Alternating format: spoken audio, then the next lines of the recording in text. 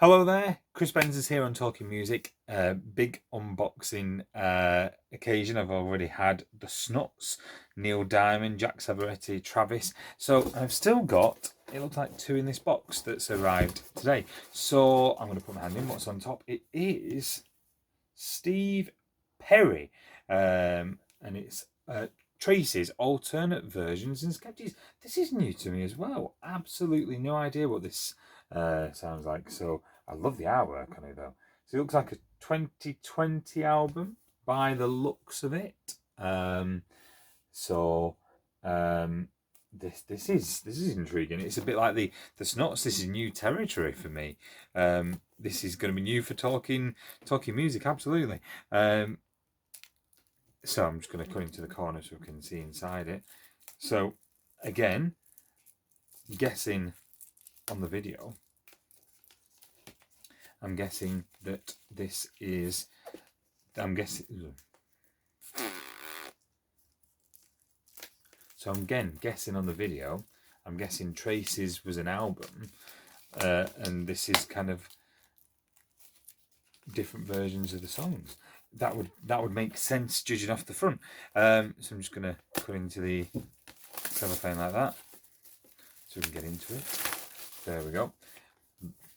As I said, love the artwork. It's absolutely glorious. Love the colour, and it just opens up like that. So this must be Steve Perry, I'm guessing. There you go. And judging off the bat, there's a lot of acoustic versions. No Erasing, I Need You, No More Crying. A few stripped versions as well of these songs. And that is what your record looks like. Look at that. So I'll just turn it over. There we go. So, what did I think? Well, let's find out. Good afternoon, welcome to Talking Music. My name is Paul Coates Black. Thank you to Chris Benson for asking me to join him to review an album today. So the album that he has passed on to me kindly to take a look at is an album called Traces, Alternate Versions and Sketches, and it's by Steve Perry. So Steve Perry to me wasn't a name that was familiar. So if you're like me, then let me give you a bit of background before we take a look at the album. So he was hugely successful in the 80s as a vocalist with the rock band Journey, over 9 albums, all of which were top 20 successes on the Billboard chart. However, only one album went to the top 10 in the UK, and of course there was only one single which would go top 40, the hugely successful Don't Stop Believing in 1981. Over the years, he's released a few solo albums, once more to far greater success in the States than the UK, with the album featured here being the only one not to chart, but more about that later. So his voice is recognised by many peers in the music industry as being one of the greatest of rock singers of all time, including by John Bon Jovi, Queen's Brian May, with many magazines highlighting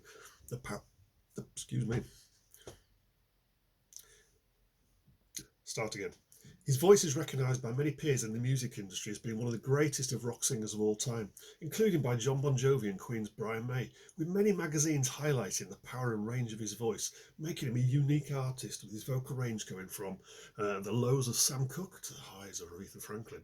So, onto this album. It was originally released in 2018, Traces. It became his third solo album after a long hiatus of 24 years. It would prove to be his most successful to date, going to number 6 on the US Billboard chart and number 2 in the US Top Rock chart, as well as number 40 in the UK and number 17 in the Scottish album charts. It featured 10 tracks, and following the album's success, Steve re-recorded 7 of the tracks for this version of the album, alternate Traces, versions and sketches. So it's a reimagining of the album and some of the tracks off it. He'd spent many years working on these tracks, hence that he sort of wanted to sort of put them to bed with different versions before he moved on to his next album. He has since put another album out.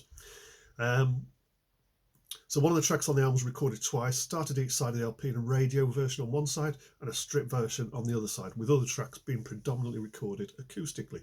All the tracks featuring on the album were written by Steve Perry himself, along with various collaborators, with the exception of I Need You, which originally was a Beatles cover, written by George Harrison, which featured on the Help album and was written about George's soon-to-be wife, Pattie Boyd.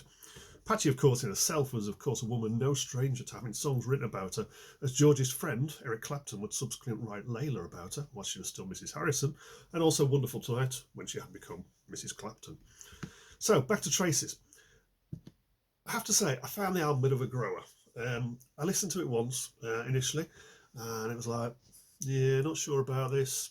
It's okay, but it's not really me. However, after a couple of listens, and it literally did just take one or two more listens, I just found the voice was stunning. The instrumentation was fabulous. He's got a really powerful voice which soars and harmonises beautifully throughout the album on this group of songs. It's clear with a slight gruffness to it that is easy to understand his every word. In the 80s, this would have been described as soft rock, a term which, on searching under those words, reveals songs by many of the greatest and the most successful artists of the last 5 decades. So with a reference I made previously to other artists, this is now best appreciated by probably the slightly more mature listener. I'm in my late 40s, so I'll put myself in that category. However, if you're the person who enjoys the rock music of the 80s and the 90s, you're definitely going to enjoy this. The album is available now from a variety of places, including in a variety of different coloured vinyls, CD and download from steveperry.com. Thanks for joining me. I'll see you again soon.